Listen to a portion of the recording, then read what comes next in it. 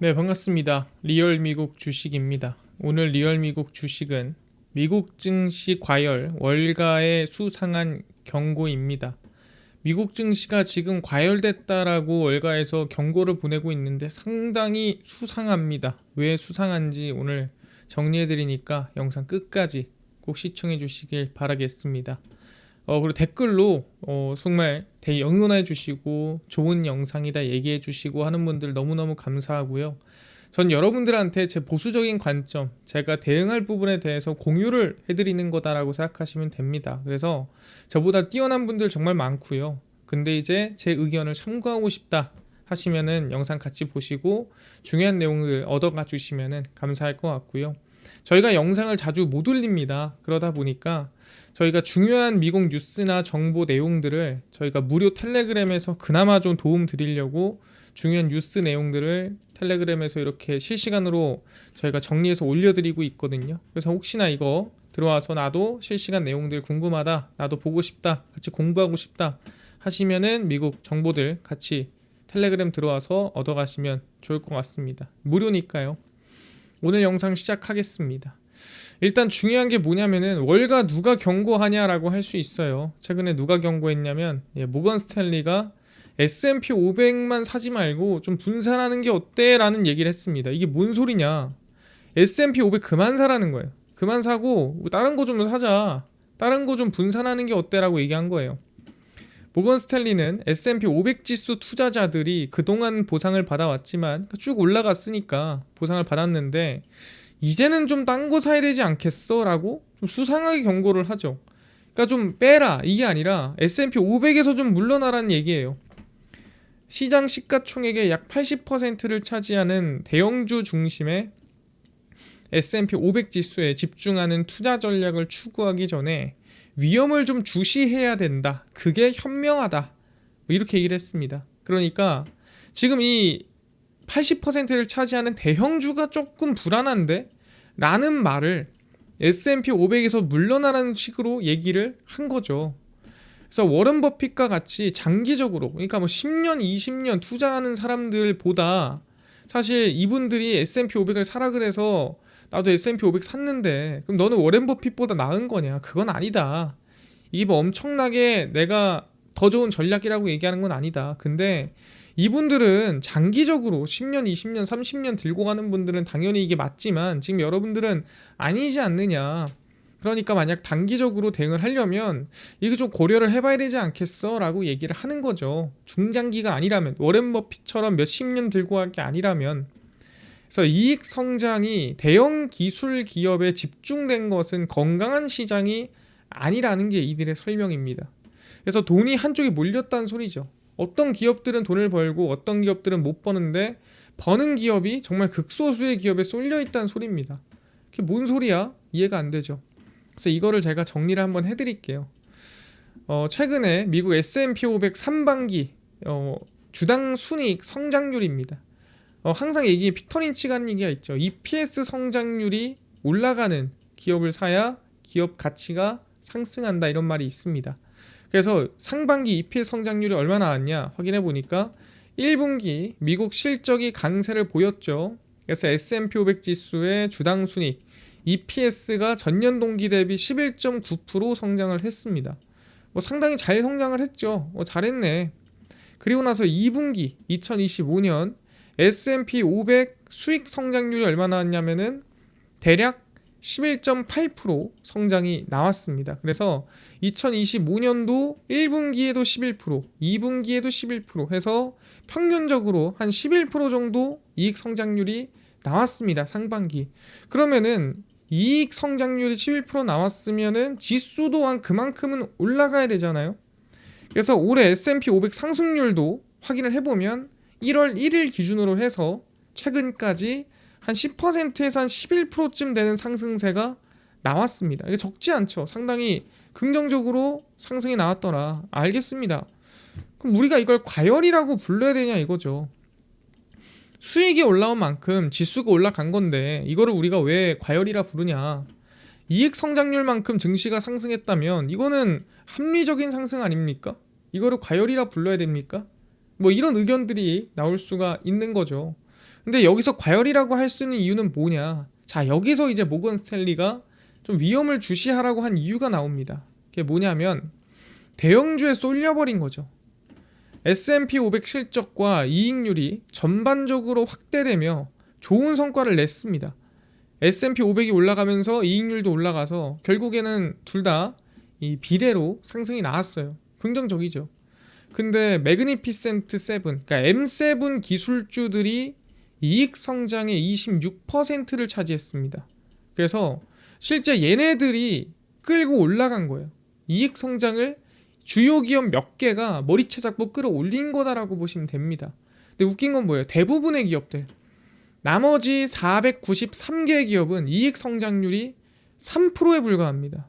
그러니까 나머지는 3%, 2%, 뭐 4% 이거밖에 안 되는데 얘네들끼리 막 20%씩 30%씩 끌어올렸다라는 거죠. 그렇게 돼서 평균 딱 때려보니까 한 11% 나왔다라고 얘기를 하는 거예요. 그래서 평균으로 치면은 다 잘했네라고 하지만 이거를 하나하나 까보면 정말 나머지는 성장이 낮고 정말 일부만, 정말 극소수만 성장률이 높다 보니까 평균적으로 봤을 때 11%라는 긍정적인 수치가 나올 수 있는 거죠. 그 얘네들이 꺾이면은 증시도 죽는 거다. 그러니까 S&P 500이 야 얘네 성장할 만큼 성장한 것 같고 야, 얘네 잘못하면 이익 성장 이 추세 못 끌고 가면 위험하다. 얘네들로 버틸 수 있는 시장이 아니지 않냐. 그러니까 S&P 500에서 좀 분산하는 게 어때? 이런 의견이 이것 때문에 나온 겁니다. 그래서 지수의 상위 10개 기업의 경우 AI의 잠재력이 이미 6회나 7회 말 정도까지 가격에 반영돼 있다. 야구로 따지는 거예요. 9회 말까지 봤을 때 지금 7회 말이다. 이렇게 얘기를 하는 거죠. 누가? 모건 스탠리가. 그래서 7회 말이면은 뭐 완전 끝은 아니지만 좀 많이 그래도 올라온 상태긴 하지 않냐. 그러니까 이제 슬슬 조심해야 된다. 9회 말까지 어떻게 우리가 알겠어요. 사실 야구도 아니고 진짜로. 그래서 지금 보니까 7회 말 정도는 돼 보인다라고 하고 있습니다. 그래서 성장률을 이끈 게 소수의 기업이고 대부분의 기업은 그만큼의 성장을 만들지 못했어요. 그렇기 때문에 평균 성장률이 11%가 나온다고 한들 이게 모든 기업이 11%가 아니기 때문에 정말 극소수의 기업이 성장을 이끌었기 때문에 얘네들이 지금 살짝 꺾이면은 전체가 꺾여버리는 그런 상황이 만들어질 수 있다. 그러니까 조심해라 라고 모건 스탠리가 경고를 하고 있는 겁니다. 아 그렇구나. 상당히 수상한 경고였는데 열어보니까 꽤나 합리적이죠. 이해가 됐습니다. 그럼 걔네들의 좀 증시를 꺾을 만한 유동성을 확인해 봐야겠죠. 그래서 유동성을 체크해 보겠습니다. 첫 번째는 TJ장고입니다. 항상 얘기하지만 재무부의 통장이고요. 이게 얼마까지 가야 된다고? 못해도 8월 말 9월 초까지 7천억 달러는 가야 돼요. 쓸 돈도 있고 하다 보니까 세금 들어오는 거 다 빼도 원래 3분기 계획이 8,500억 달러거든요. 근데 세금 떼면 7천억 달러 정도만 채워도 된다. 지금부터 얼마? 한 1,100억 달러는 더 채워 넣어야 되고 이 1,100억 달러는 영래포에서 꺼내 쓸 수 있긴 하지만 영래포에 돈이 없다면 시장 유동성에서 빠질 가능성이 높다. 시장 유동성에서 1,100억 달러 정도 빠지면 흔들릴 수 있다라고 얘기를 하고 있는 거죠.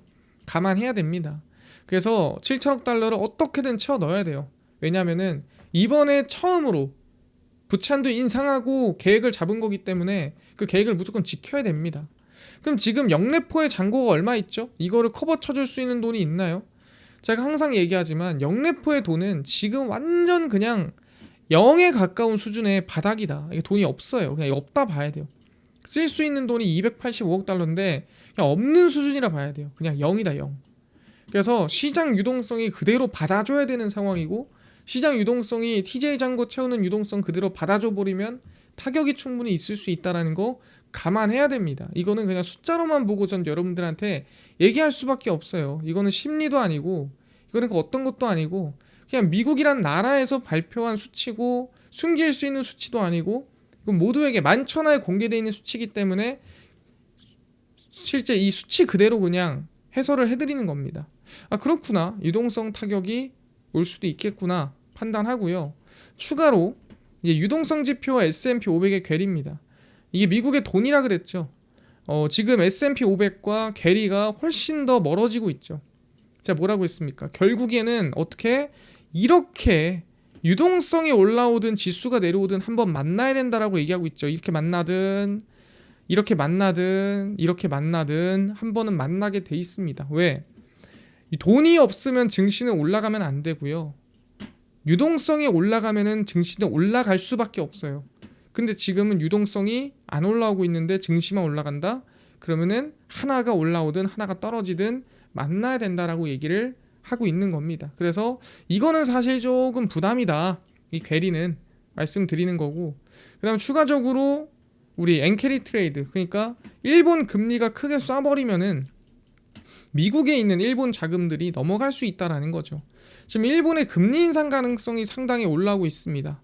이번에 잭슨홀에 파월만 간 게 아니죠.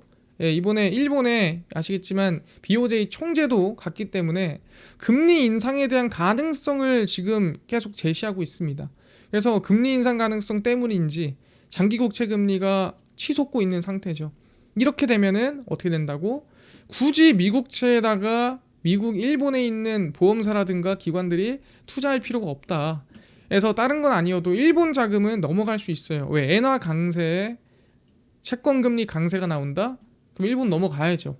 환손실에 금리까지 생각하면은 사실 여기 있는 게 오히려 손해입니다.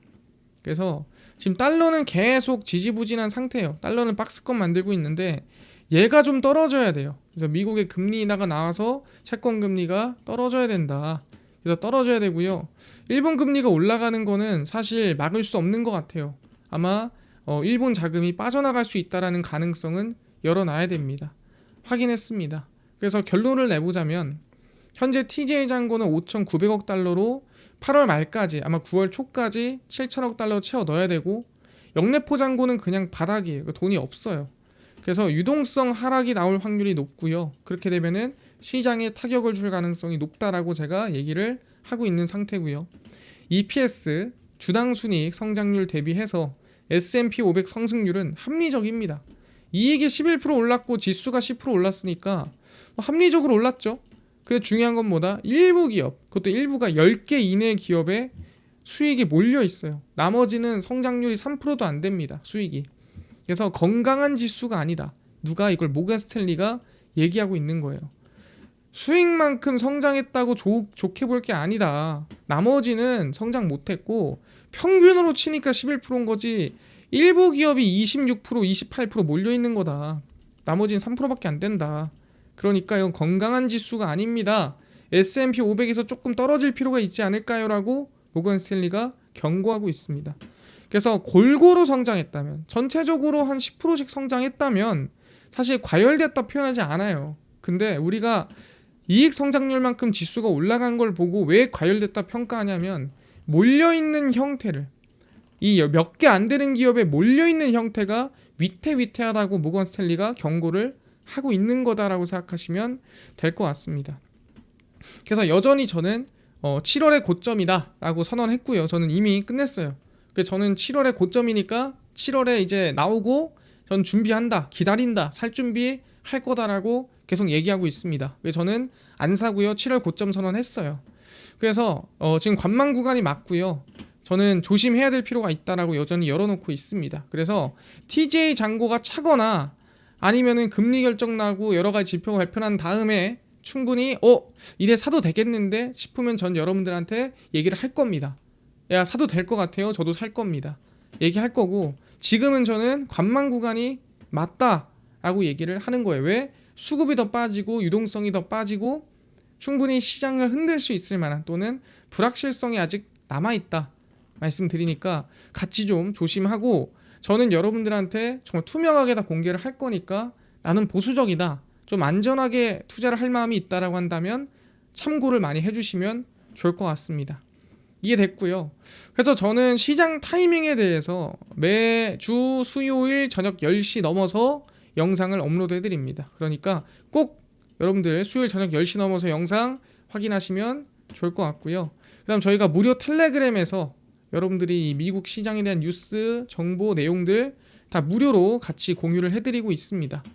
정말 중요한 내용들 실시간으로 올려드리니까 텔레그램 꼭 참여하시고요. 현재 3,800명 있습니다. 리얼 미국 주식 너무 감사드리고요. 여러분들 댓글, 그 다음에 구독 부탁드리면서 많은 영상 꾸준히 시청해 주시면 감사하겠습니다. 다음번에 뵙겠습니다.